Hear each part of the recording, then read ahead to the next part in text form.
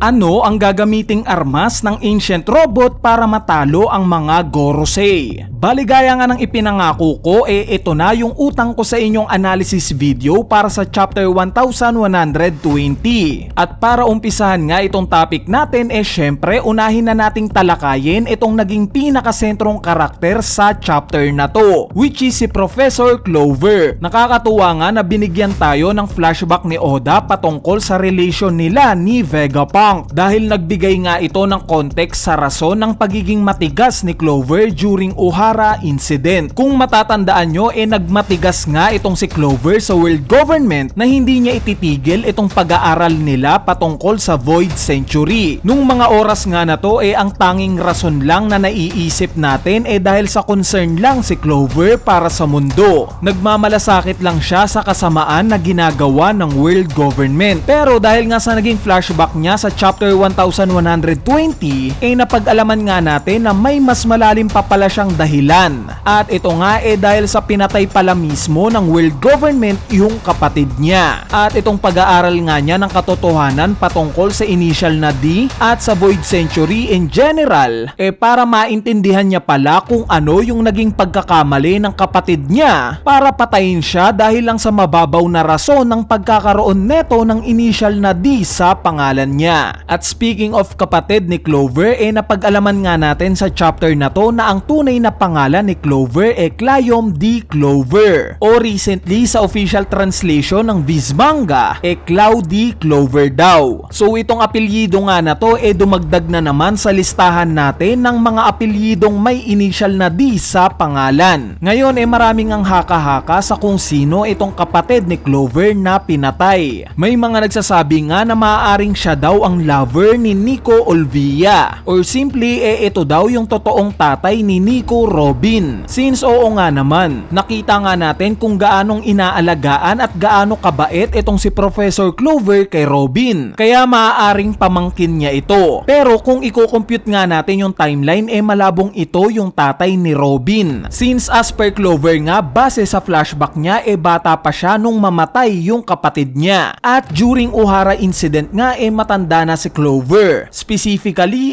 85 years old na siya nung time na to. Kaya naman hindi nga nagmamatch yung edad ng kapatid ni Clover para maging tatay ni Robin. Since during Ohara incident nga, 8 years old pa lang si Robin. Meron din namang mga nagsasabi na possible daw na ito yung totoong tatay ni Blackbeard. Pero gaya nga ng sinabi ko, base sa timeline, hindi nga rin nagmamatch itong edad nila. Kaya naman ipagpalagay na lang natin na isang side character lang itong kapatid ni Clover. Anyway, ngayon mapunta naman tayo kay Zoro. Yung part nga niya ang masasabi kong pinaka hindi napansin sa chapter na to. Pero kung ako nga ang tatanungin, nakakatuwa yung ginawa niya. Siya lang naman ang vocal na nag-command sa Straw Hat Pirates. So nakaka-proud nga ito dahil ngayong hindi nga nila kasama si Luffy na captain nila, as a first commander ng pirate crew na to, nag-step up nga siya para mag-command sa grupo niya. At speaking of proud moment, ang isa nga sa pinaka-highlight sa chapter na to syempre si Atlas. Obvious naman since siya nga mismo yung title ng chapter na to. So ano ba ang ginawa niya? Sinuntok lang naman niya itong si Lilith para hindi na siya madetect pa ni York, nang sa ganon maging safe na ito na makasama ng Straw Hat Pirates paalis sa isla na to. Bukod pa nga dyan, pinrotektahan pa niya itong Straw Hat Pirates para makapag-buy time at makalipad na sila pababa sa dagat. Bali itong ginawa nga ni Atlas napaka-impressive,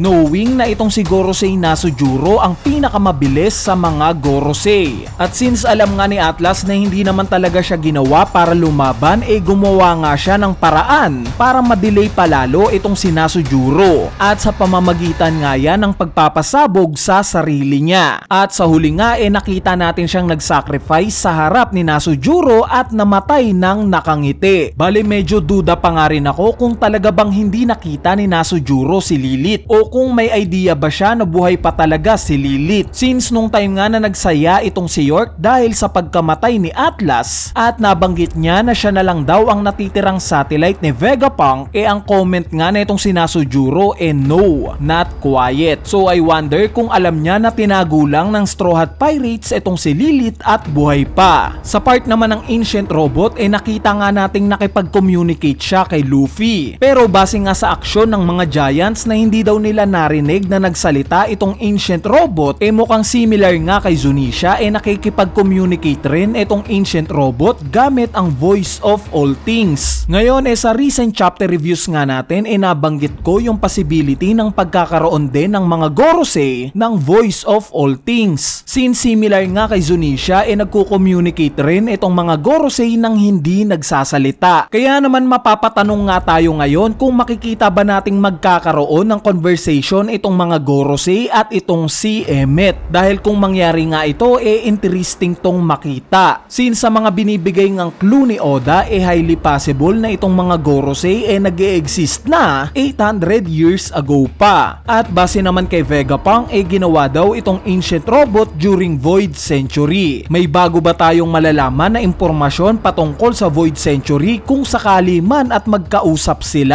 Bali dahil sa napag-uusapan na rin natin itong ancient robot nakita nga natin sa huling scene ng chapter 1120 na nagpapaalam itong ancient robot kay Luffy kung pwede daw ba niyang gamitin yung isang specificaling bagay para labanan itong dalawang Gorosei na kaharap niya ngayon. So I suspect na may relation ito sa Mother Flame. Kung matatandaan nyo in chapter 1114 nung time nga na makita ni Gorosei Saturn itong Mother Flame parang may kakaibang nangyari sa kanya. Bigla nga siyang naging defensive at nasilaw. Bukod pa nga dyan bigla nga siyang nag-transform into human form niya. So it seems like na pinapalabas ni Oda na maaaring related sa Mother Flame ang kahinaan ng mga Gorosei. At since napag-alaman nga natin sa mga recent chapters na yung ginamit ni Imsama na pagsira sa Lelouch Kingdom in fact na isang ancient weapon na pinapagana ng Mother Flame pwede ngang related talaga sa Mother Flame itong tinutukoy ng ancient robot na gagamitin niya. Pwede ngang i-absorb niya itong natitirang Mother Flame sa Egghead Island para gumawa ng isang malakas na atake. Nang sa ganon matusta niya itong mga Gorosei. Or kung hindi naman maaaring may iba pa siyang gawin sa Mother Flame gaya ng pagkuha nito at paggawa ng isang malaking explosion. Ano't ano pa man sa tingin ko nga na magkakaroon ng role itong Mother Flame sa mga last chapters nitong Egghead Island arc. Since hindi naman to i-reveal para lang i-display sa atin. Dahil kilala nga natin si Oda. Lahat ng ipinapakita niya may purpose. Anyway, ayan na nga yung utang kong analysis video sa inyo para sa chapter 1120. At sana na-enjoy nyo. Kung natripan nyo nga itong video na to wag nyo nang kalimutang pindutin yung like button. Dahil napakalaking tulong na nga niyang like nyo para sa ating channel. Yung analysis naman natin para sa latest chapter ng manga na chapter 1121 isusunod na nating i-upload. Kaya stay tuned lang sa channel natin. So yun lang. Peace!